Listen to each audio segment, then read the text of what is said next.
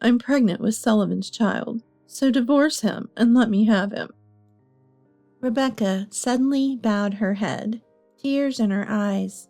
Rebecca faintly smiled, caressing her belly, where her love's fruit with Sullivan was growing. Knowing her history with men, I couldn't even sigh. It wasn't surprising at this point. She used to switch boyfriends one after another during our student days, and always she seemed to target men who were already taken. Rebecca's beautiful face was streaming with tears. It was like watching an actress perform. I wonder how long Rebecca can keep up this facade. "Sure, but you'll have to take care of Sullivan's debts," I said. No matter how much reality I throw at her, Rebecca always activates her positive thinking. I'm curious when this smile will fall. I'm Lily, 29 years old. I gave birth a year ago and recently returned to work. At work, "Lily, you seem so unflappable. You're just so elegant," my colleagues often say. Now, I'm just an ordinary housewife, perhaps because I was born into a wealthy family. When I was young, my dad, Arnold, ran a fairly large company. Despite being busy, he took us on domestic and international trips twice a year. My mom, Rosie, even from my perspective, was beautiful and kind. Coming home from school, the house would always be filled with a sweet scent. She always had homemade snacks ready for me. I also have a younger sister, Rebecca, 1 year my junior. She often coveted my favorite stuffed animals and new clothes. Rosie never told me to be patient because you're the older sister. Instead, she patiently explained things to slightly selfish Rebecca. Thanks to this, ours was a calm household with raised voices. However, when I was in the 6th grade, Arnold's company went bankrupt, so we moved to Rosie's countryside hometown. From a famous urban private school to a rural public one, everything about our lives changed. It was a small school where everyone was friends in the only class of the grade. As a new student, I was a novelty and it was overwhelming with all their questions. But thankfully, I quickly made close friends. Within a month, I had completely settled into the school. On the other hand, Rebecca became like a pretentious idol. "Lily, let's go home together," she would say. Without making friends, she'd come to my classroom after class to pick me up. I wanted to go home with my friends, but I couldn't turn away Rebecca. Outwardly, she pretended to be this adorable sister who adored me, but since moving to the countryside, she became more willful. "Hey, give me that sparkly pen. It doesn't suit you. Lily, with your cute sparkles. After all, you're such a country bumpkin now." "No way. A new friend gave it to me because we have matching ones." "Matching? That's so dull. A country girl like you would be better off with a freebie pen from the electronics store." There were no tears or tantrums, just a mocking laugh as she forcibly took what was mine. I hate to say this about my sister, but it felt malicious. At first, I thought I was fortunate to have friends after transferring, but gradually I found myself isolated in the classroom. "Hey, let's hang out after school." I tried inviting friends, but their response was cold. "We're not hanging out." "Why not? Did I do something wrong?" "We were never friends in the first place. You must hate us country folk, being a city girl and all, right?" I was suddenly scolded, too stunned to understand.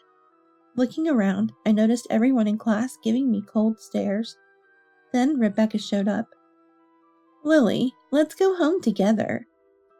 With no place for me in the classroom, I grabbed Rebecca's arm and hurried home. "Lily, let's go home together again tomorrow." A bit selfish, but I believed Rebecca, who was always by my side, was someone precious. Then, the reason for my isolation became clear. Apparently, a sparkly pen identical to mine was found in the school's trash can, defaced with the word country bumpkin written in permanent marker. I didn't do that. I desperately denied it, and the teacher believed me, helping mend my friendship. We made up, but things were never as close as before. Maybe in early elementary school, a simple apology would have sufficed. but it's a delicate age in the later years. My classmates accepted me again, but I felt an invisible wall had formed. Did Rebecca do this? She was the one who took the sparkly pen from me. Could she have thrown it away? I couldn't help but suspect her. What are you talking about? I don't know anything. Maybe it was harassment from those friends you thought you had, Lily. Everyone probably hates you. No matter how much I pressed her, Rebecca just laughed and denied everything. More rumors spread about me bad-mouthing friends, and again, Rebecca was suspicious. Yet she acted innocent, clinging to me, saying, "I love you, Lily." It was frightening. Rosie, who I relied on, had started working and didn't know about this. I didn't want to worry her with unnecessary concerns, as she seemed busy. So on the surface, we were seen as a pair of charming, close sisters. Rebecca, who hadn't made specific friends for a while, began to attract boys in junior high. Her demure and mysterious nature drew them in. But there was a problem. She'd date boys who already had girlfriends. "Oh, were you dating him? I'm sorry, but it's not like I seduced him. I just happened to be loved by him." Moreover, she made provocative comments to the girls who were dumped. As a result, all the girls were enemies. But she was liked by the boys. I sometimes wish I could pretend to be a stranger, but in our one class per grade country school, everyone knows we're supposed to be close sisters. "Lily, let's go home together." For some reason, instead of going home with her boyfriend or his friends, she always chose to walk with me. Rebecca clung to my arm, acting like a cute kitten. Just as I started making friends, I couldn't bear being thought of as part of Rebecca's boy-crazy group. In fact, there were quite a few girls who saw me as an enemy. I never had a boyfriend, but felt uncomfortable because of Rebecca's influence. And I was wrong to think that boys didn't like me. Behind my back, "Lily is so harsh to me." Rebecca played the tragic heroine. Her overdone victim act seemed transparent to other girls, but somehow fragile to the boys. Wanting to distance myself from Rebecca, I went to college out of state, and then found a job there. I wanted to see my parents, but only to return home for Christmas or family gatherings, to avoid Rebecca. I didn't have any problems with socializing once I was away from her. After dating my first boyfriend for 2 years, we decided to marry. I dreamt of a wedding, but couldn't bring myself to invite Rebecca or friends from back home, so I didn't have one. My husband Sullivan is a man of firm opinions. Unlike me, who tends to look to others, he's bright and optimistic, which drew me to him. "Are you and your sister not close?" It's not that we're not close, but "Come on, from what you've told me, it's clear you don't get along." well, it's not like I'm saying I hate her to her face. "You should just be honest, Lily. You worry too much. From what I hear, your sister sounds like she embodies all the worst traits of a woman. It's natural to dislike her."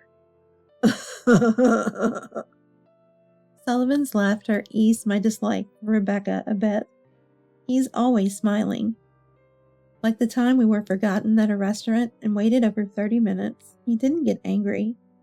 "What? They forgot about us? It's okay. So as an apology, our meal is free, right?" He responded casually and cheerfully to the apologetic waiter. Although a bit brazen, Sullivan's brightness lightens the mood. "It'll be fine," is his catchphrase. I worried his parents might be upset about us not having a wedding. "It'll be fine." Just as Sullivan said, they weren't bothered. When I found out I was pregnant, my anxiety outweighed my joy. Then, "It'll be fine," Sullivan assured me. Once our son Sean was born, I couldn't help but adore him. Despite the stress and worries, I'm willing to do anything for my precious child. Sullivan sometimes talks about quitting his job on a whim to start his own business.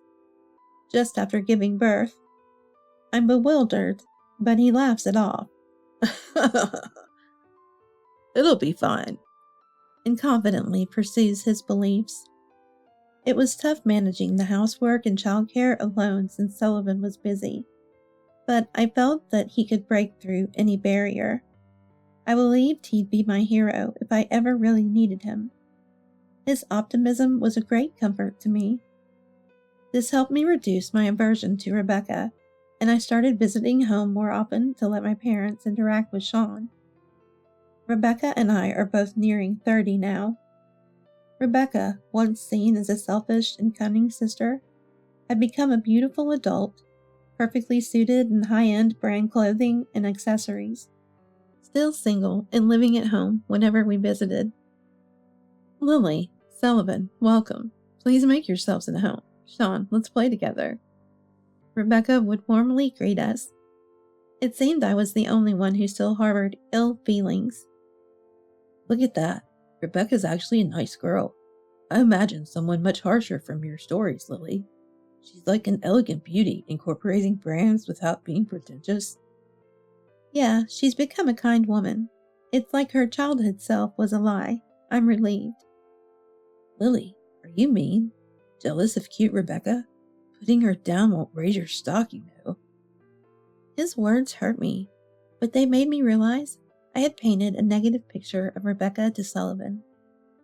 Social Sullivan quickly grew close to Rebecca and our parents. Oh, Arnold, you used to run a company. I'm a business owner now, too. Really? That's impressive.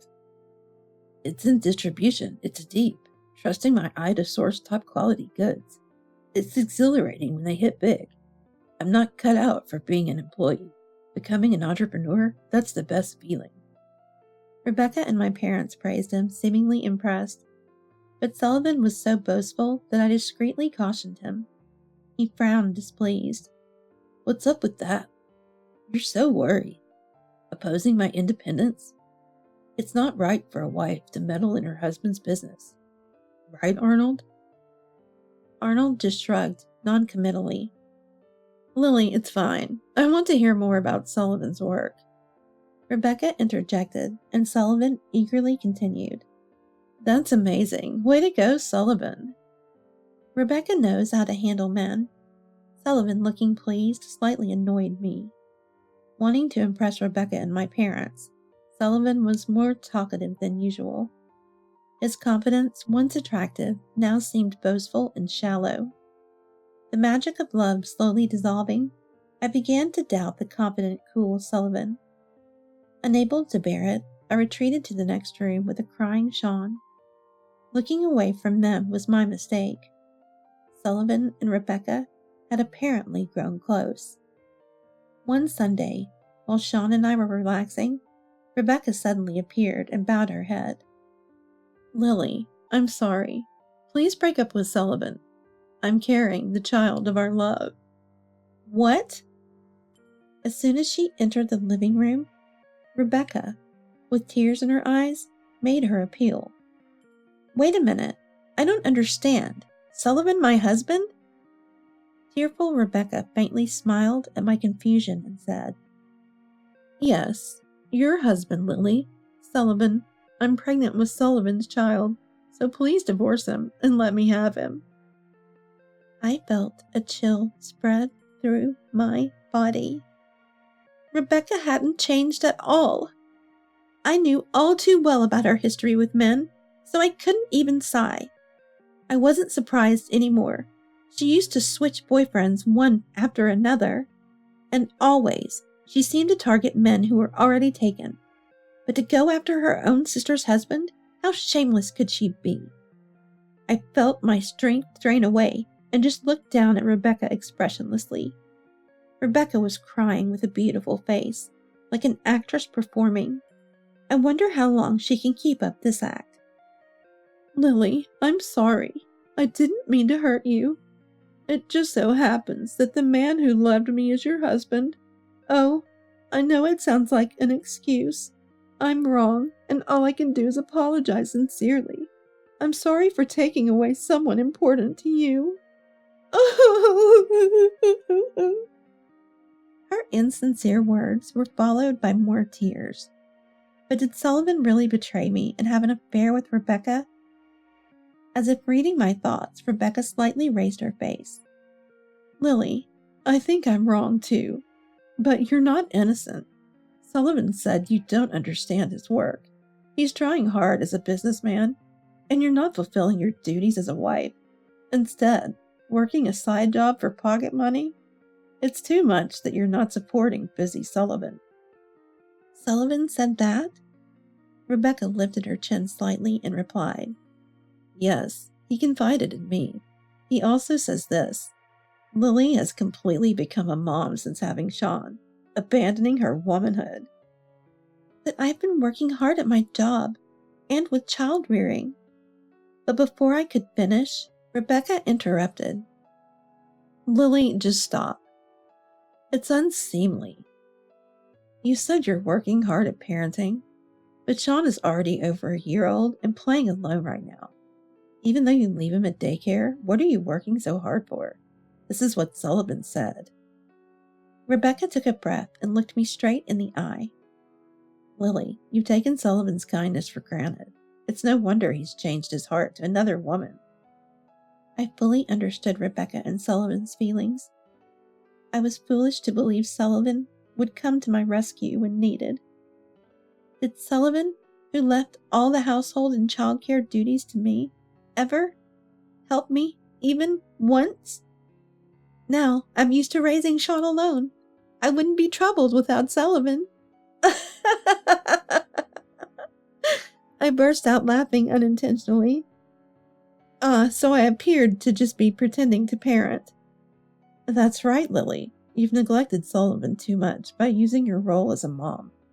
I would prioritize Sullivan the most. Of course, I love the child in my womb too. But how can a wife who doesn't love her husband love her family? Rebecca solemnly bowed her head. Lily, please, set Sullivan free. Let me have him. I stood there and dropped my voice over Rebecca's head. Fine, but please take care of Sullivan's debts. Rebecca turned to me with a shocked expression. It seemed like she didn't know after all. Sullivan has debts. They've ballooned to $60,000 in just a year. Rebecca, with wide eyes, like a small animal, tilted her head. That's for you to pay. No way. Sullivan's debt should be paid by Sullivan, right? Rebecca, who had been maintaining her composure, now furrowed her brow tightly. Stop it. You're the worst, Lily. How much more will you leech off Sullivan? You probably can't forget the luxuries of your childhood. It must have squandered money, right? I can't believe you've accumulated so much debt. I interrupted her rant. Rebecca, were you listening? I said it's Sullivan's debt. He talks big about independence in business, but in reality he's drowning in debt. Wait, are you talking about a loan from a bank? I understand that running a company requires a substantial amount of money. What's $60,000 anyway? It's a debt from consumer finance. What? Why? Rebecca's mouth twisted. But Sullivan said he just landed a big deal. His work is going perfectly. Oh, right. He did well recently, remember? That very famous card game? Rebecca's eyes lit up again. Wow, Sullivan works in gaming. I prefer something more intellectual, but nowadays, not only children, but also adults enjoy games. It has potential, right? It seems Sullivan has only shown his good side. Rebecca probably didn't ask for details, not really interested in what's inside Sullivan. Amazing Sullivan. She laughs, possibly without even listening. Rebecca was confused by the debt talk earlier, but her quick recovery surprised me. Their baseless confidence is where Sullivan and Rebecca are. I'm curious to see when Rebecca's smile will fade. I'll show Rebecca the new wife Sullivan's workroom. I led her to a room at the back of the house. Turning on the light in the dark, curtain-drawn room, it was overflowing with items to the point where neither walls nor floors were visible. What's all this? Books, toys, clothes, games. There was no consistency, just a mess of items, all apparently Sullivan's precious merchandise. This is Sullivan's work. Work? It looks like a storage room. Yes, a warehouse. A warehouse filled with unsold items. Rebecca looked utterly confused. This is unsold merchandise. Sullivan's job is retail arbitrage. Retail arbitrage? Even after explaining, Rebecca was speechless. It seemed like a foreign concept to Rebecca, who has lived in a brighter world. Ever heard about it in the news? It's reselling. Rebecca's face contorted rapidly. Reselling as in hoarding tickets for popular concerts and selling them at unbelievable prices to desperate fans, those resellers? It was the first time I saw Rebecca get emotional. All right, as a child, Rebecca secretly kept popular Idol stationery and posters. I don't watch TV, so I don't know what's trendy. I like classical music and ballet. She used to say playing a mysterious character, but apparently she had a past of being troubled by resellers. Sullivan's a reseller? No way. Just then, Sullivan came home. He probably rushed over after hearing Rebecca was confronting me. Rebecca grabbed him. Your job is reselling, is that true? Sullivan looked into her eyes and answered earnestly. What I do is retail arbitrage. I don't know what lies Lily has told you, but it's a respectable distribution business. It's a tough job that requires the ability to discern market trends. So it's different from reselling. Well, yeah. Sullivan, slightly awkward, embraced Rebecca to cover up. Don't worry. I'll become a big shot in this world. I'll make you happy, Rebecca. Sullivan. The love drama with actress Rebecca had its male lead. Rebecca gazed passionately at Sullivan. As the two were lost in their world, I decided to bring them back to reality. Before Sullivan, the warehouse will become big. The smiling couple froze. Sullivan's been doing retail arbitrage for a year now. This room is filled with unsold inventory. Can you sell all of this? Of course I can. Maybe to a recycling shop, but there you'll be lucky to get half of the original price. Rebecca and Sullivan, still embracing, froze. Sullivan's smile turned strained, while Rebecca glared at him tightly. You talk big about being a business owner, while your retail arbitrage isn't even successful. It was embarrassing just listening to you. You're not employed, right? So, you call yourself a business owner? That's laughable. I couldn't hold back and laughed out loud. It'd be fine if you had a decent income, but Sullivan, what about you? You just buy things that might sell, ending up with more leftovers. Just buying things that won't sell or be used? That's just wasteful. Rebecca stepped back, releasing her embrace. Rebecca, it's different. I've had constraints because of Lily's disapproval, which hindered my work. With you, it'll work out. Definitely, definitely. Sullivan pleaded with conviction. There's a baby in your belly, right? I'll work harder than ever. Let's get married. Rebecca, moved by Sullivan's passion, nodded, hand on her belly. They embraced again. Sullivan smiled. What a farce. Two overly optimistic people together. This will be interesting to watch. Let's get divorced. All right, I understand. Good. Wish you happiness. Sullivan and I divorced immediately, and he remarried Rebecca. Sean and I moved back to my parents' house, while Rebecca moved into Sullivan's apartment. By that time, Rebecca's pregnancy was becoming noticeable. Our family is growing with another grandchild. Mom will be so happy, she exclaimed excitedly. However, my parents ignored all communications from Rebecca and never met her. Mom and Dad are surprisingly stubborn, Rebecca remarked. She seemed to think that they would change their attitudes once the baby was born, and didn't seem too concerned. Meanwhile, Sullivan's marriage wasn't what he had expected. Doesn't Rebecca have any money? Just 3 days after getting married, he actually came to confirm with me. Apparently, he had perceived Rebecca as a wealthy lady. Rebecca's behavior hadn't changed since our family was affluent during our childhood. She couldn't accept the reality of our family's financial downfall. That's why she distanced herself from school friends and always acted pretentiously, even though our family was just an ordinary, rather poor household.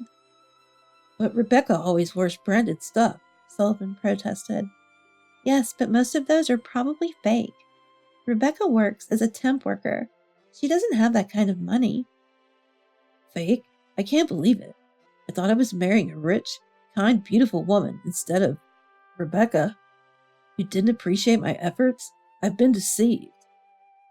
Sullivan, who had been posing as a successful businessman, despite not making any profit, was just as deceitful. Rebecca probably wanted to marry for money as well. She would soon realize Sullivan's true nature and regret it. I thought I could be supported by Rebecca. Maybe you should stop retail arbitrage and get a real job. You couldn't even tell Rebecca's branded items were fake. Shut up. They looked real to me. Only real. Sullivan held his hand in despair, but suddenly seemed to have an idea. I had a feeling I knew what he was thinking.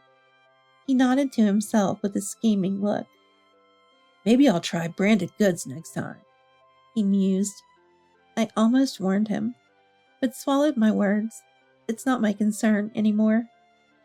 Half a year later, Sullivan and Rebecca rushed to our family home. Arnold tried to turn them away, but they were crying and making a scene. To avoid causing a neighborhood disturbance, we reluctantly let them in. We need money. They were difficult to understand through their tears, but it seemed they were in financial trouble. They had been selling fake branded items as genuine, and now buyers were demanding refunds. They had spent lavishly, thinking the fakes would sell well. Now they were being pressed for refunds and had no money left. We don't have any money to lend you, Arnold said calmly. Dad, how can you not help your own daughter in trouble? They're threatening to sue us if we don't refund them immediately. Even as Rebecca pleaded, Arnold just shook his head sadly. Why not just make another loan? You've been doing it for purchases all along, so it shouldn't be a problem now, right? I suggested. Sullivan scratched his head. I can't borrow anymore. Incredibly, he hadn't used any of his earnings to pay off his debts.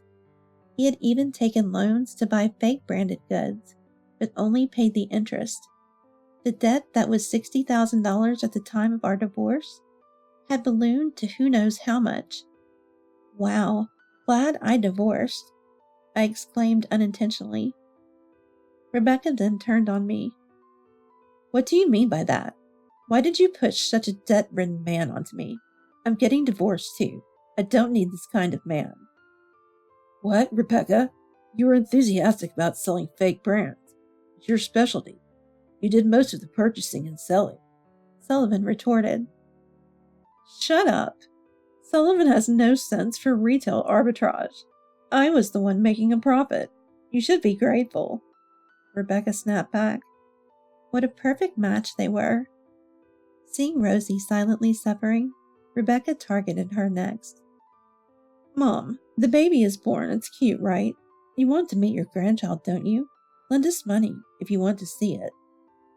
No way. Rosie refused. You're discriminating against your grandchild. How cruel, Rebecca exclaimed. Rosie, unable to hold back any longer, raised her voice. Enough! He's the man you stole from Lily, right? If you want to fix the debt, work for it. How dare you show your face here? I no longer consider you my daughter. Go to hell with your beloved Sullivan. Mom! Rebecca finally broke down and cried, her beautiful face distorted and wrinkled in anguish, like a cracking white mask. Arnold mercilessly threw out the genuinely sobbing Rebecca and Sullivan. After that, we didn't have anything to do with them, but I learned about their situation unexpectedly. The police contacted us. Sullivan had been desperately reselling to make money, but compared to fake branded goods, the earnings were meager, and once he had tasted the profit, it wasn't satisfying. It's wrong to lie. Just sell them as fakes. Great idea. I'll buy them because they're fake and cheap. We'll make a profit, even if the selling price is low. So they were back to dealing in fake brands. They refunded noisy complainers from the previous trouble, but managed to get by with the rest. Despite fears of being sued, they thought they were safe since nothing had happened. But wrongdoing eventually catches up. They were finally held accountable for their crimes. Our foolish daughter has caused you trouble. Arnold apologized to the police repeatedly. He never asked to lighten their sentence. Instead, she has no remorse. Please ensure she receives the appropriate punishment. He insisted. Rebecca and Sullivan were arrested after claiming they didn't know the goods were fake, a defense that obviously didn't hold up with the police. Unrepentant and without compensating the victims, they received actual prison sentences. Both ended up in jail together.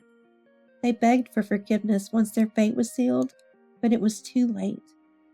Moreover, a mountain of debt awaits them upon release. I'm relieved I divorced. I even feel thankful to Rebecca for awakening me to Sullivan's reality. Despite his boasting about distribution and discernment, it was Rebecca who gave me the wake-up call.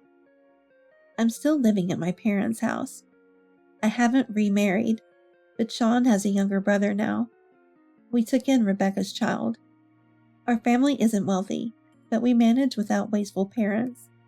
Colleagues no longer say, "Lily, you seem so unflappable." Managing two energetic boys leaves no room for calm. Sean is 5 and Rebecca's child is 3. Every day is incredibly noisy, almost maddening. "Stop fighting all the time," I scold. They pause their squabbles, glance at each other, and run off. Always in sync during these moments. They know Grandma Rosie's arms offer a safe haven. Rosie says, Well, so full of energy," as she pats their heads. I guess scolding is my role, while spoiling is Grandma's. I've decided to raise both boys equally without discrimination. They don't need to be wealthy or outstanding, just kind-hearted adults. As for me, my throat is hoarse from scolding so much. Sucking on my usual honey candy, the children bring me a handful of candies. "Thank you, you're so kind," I say. They smile sheepishly, rowdy and noisy, but still my adorable kids.